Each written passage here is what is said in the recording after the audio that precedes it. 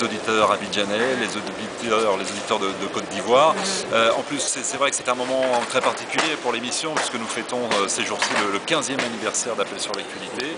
15 ans, c'est un chiffre quand même symbolique, c'est, on va dire, l'adolescence, on est en pleine croissance encore, donc on avait envie de partager cet instant important pour nous, pour toute l'équipe des RFI et d'Appel sur l'actualité, à Abidjan, avec des émissions en public que nous enregistrons ici au Palais de la Culture. Et quelles sont vos attentes?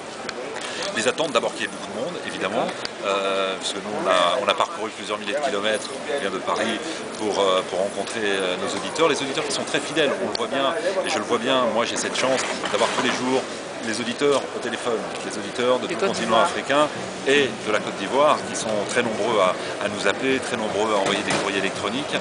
Donc voilà, la première attente, c'est de pouvoir rencontrer le maximum d'auditeurs abidjanais et ensuite de lancer des débats.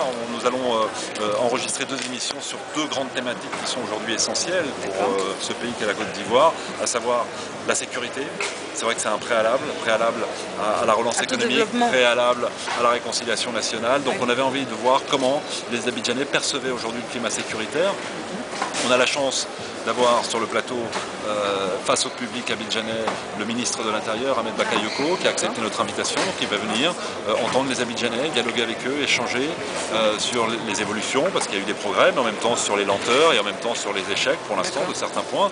Et le lendemain, donc demain, mercredi, nous allons lancer un débat sur un autre sujet très essentiel, la réconciliation nationale.